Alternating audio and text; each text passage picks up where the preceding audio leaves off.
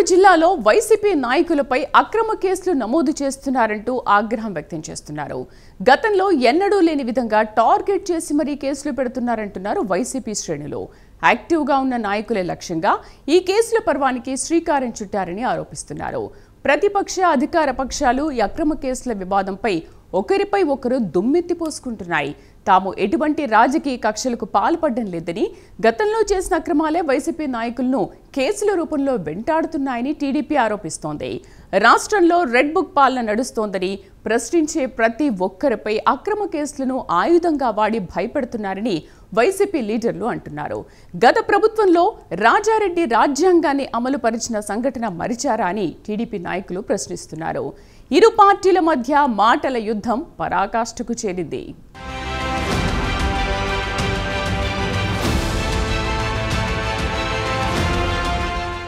పల్నాడు జిల్లాలో యాక్టివ్గా ఉన్న వైసీపీ మాజీ ఎమ్మెల్యేలపై వరుసగా కేసులు నమోదవుతున్నాయి.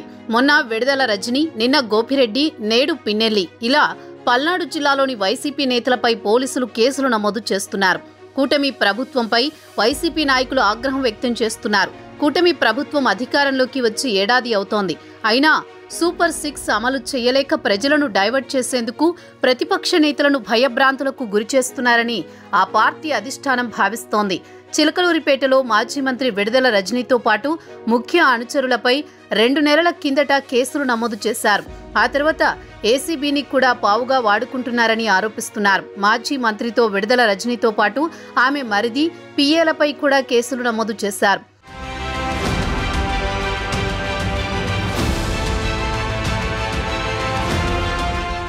మరోవైపు విడుదల రజనీని టార్గెట్ చేసి టీడీపీ ముఖ్య నేతలు కక్ష సాధింపు చర్యలకు పాల్పడుతున్నారని ఆరోపిస్తున్నారు. నియోజకవర్గంలో ఎంటర్ అయితే కేసులు నమోదు చేస్తున్నారని ఆగ్రహం వ్యక్తం చేస్తున్నారు. అక్రమ కేసులు పెడుతున్నారని, ఏపీ పోలీస్ సర్వీస్ కాస్త ఏపీ పొలిటికల్ సర్వీస్గా మారిందని మాజీ మంత్రి ఘాటు వ్యాఖ్యలు చేశారు.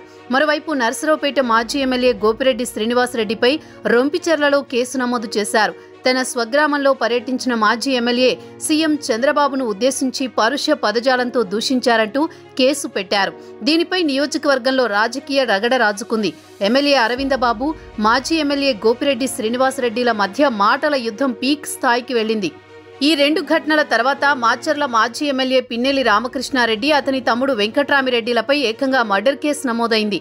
టీడీపీ కార్యకర్తల హత్యల విషయంలో వీరిద్దరిపై ఎఫ్ఐఆర్ నమోదు చేశారు. దీంతో వైసీపీ లీడర్లు అగ్గి మీద గుగ్గిలమయ్యారు. టీడీపీలో వర్గపోరు కారణంగా హత్యలు జరిగితే తమ పార్టీ నేతలపై కేసులు కట్టడమేంటని ప్రశ్నించారు.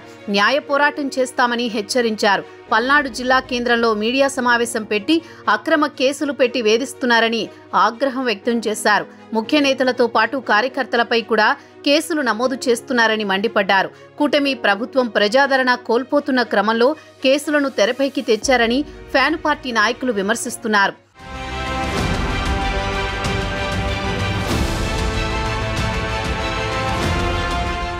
అయితే వైసీపీ ఆరోపణలను తెలుగు తమ్ముళ్లు కొట్టిపారేస్తున్నారు. రజనీ అధికారంలో ఉన్న సమయంలో చేసిన అవినీతి అక్రమాలపైనే నేడు కేసులు నమోదవుతున్నాయని అంటున్నారు. గోపిరెడ్డి ఇష్టం వచ్చినట్టు సీఎంని దూషిస్తే చూస్తూ ఊరుకోరని టీడీపీ కార్యకర్తలు ఫిర్యాదు మేరకు కేసు నమోదు చేశామంటున్నారు. ఇక రాష్ట్ర వ్యాప్తంగా సంచలనం సృష్టించిన మాచర్ల జంట హత్యల కేసులో పిన్నెల్లి సోదరులు నిందితులను ప్రోత్సహించారన్న పక్కా సమాచారంతోనే కేసు నమోదు చేశారు. గ్రామంలో సర్పంచ్ ఎన్నికలు అడ్డుపెట్టుకుని కుట్రలు కుతంత్రాలకు పిన్నెల్లి సోదరులు తెరతీశారని ఎమ్మెల్యే జూలకంటి బ్రహ్మారెడ్డి అన్నారు. అయితే నియోజకవర్గాల్లో వైసీపీ నేతలు పర్యటించడాన్ని జీర్ణించుకోలేని టీడీపీ నేతలు వారిని అడ్డుకునేందుకే కేసులు పెడుతున్నారని ఆరోపణలు చేస్తున్నారు.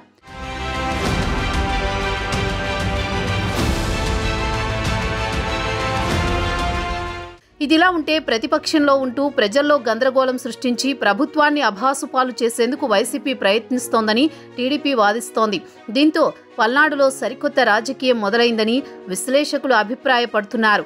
ఈ కేసుల పరంపర ఎక్కడిదాకా వెళుతుందో అని ఇరు పార్టీల కార్యకర్తలు చర్చించుకుంటున్నారు.